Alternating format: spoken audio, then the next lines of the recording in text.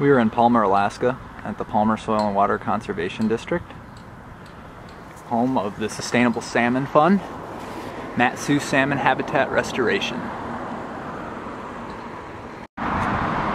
Here's the park that we were at.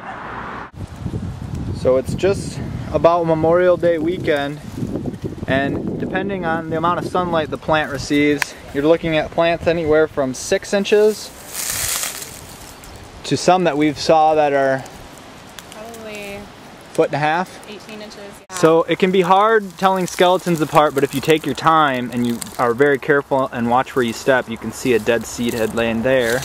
And right up here are some more samples that we were able to collect. And you can see it's got like a helix to it as the seeds go up the top of the plant. So here we are at Matanuska River Park. This is a project that we worked on, Canary grass, last year. And we were concerned because this watershed flows into the Matanuska River. So we did various treatments including tarping and mulching, and we used 2 different types of weed barrier. One is this mesh, and as you can see, the canary grass is starting to grow. The light penetrates the tarp, so it still gets the UV and is able to start growing through it. And here this stuff rips really easily. The grass has potential to hop on through. The other tarp we used, which seems a lot more durable, is Typar. And for this project up in Trapper Creek area and possibly in the remote rivers, we plan to use this Typar. It's a lot more sturdy. It should last for 20 plus years.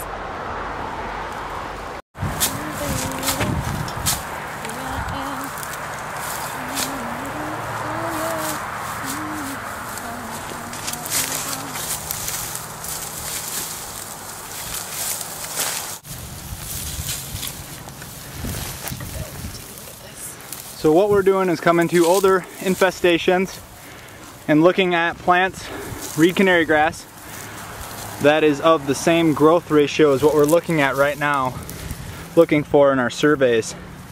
Grasses can be really hard to ID early in the season, so Sierra and I are going over a bunch of research.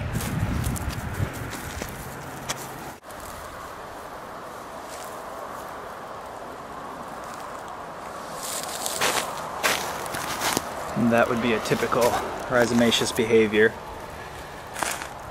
Single root clump, and then you have several plants stemming out and up to form the grass.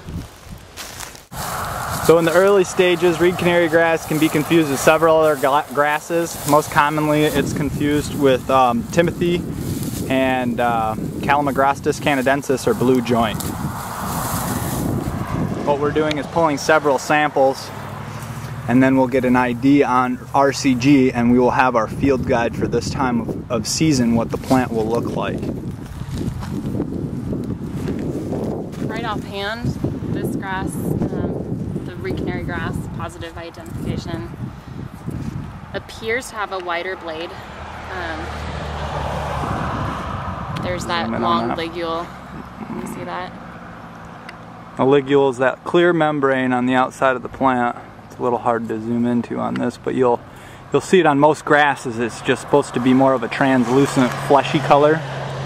There's a good shot if it'll show. So it's just that little white piece right there at the tip of the base, and it grows right around the leaf. Here's what happens when you do not have that distinct overlay. You can see where one piece of Typar was used here, and then another was used, jointed up, and right in that crack, you'll get vegetative growth. Now as years go by, vegetation will continue to grow over the mulch, which is what you want, but you want to make sure that it's the native vegetation or whatever was seeded and not the reed canary grass, which can grow along the sides as we mentioned.